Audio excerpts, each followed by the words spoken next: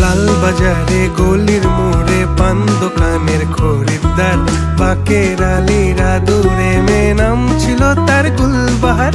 লাল বাজারে গলির মোড়ে পান দোকানের খরিদ্দার, বাকের আলীরা দূরে মেয়ে নাম ছিল তার গুলবাহার।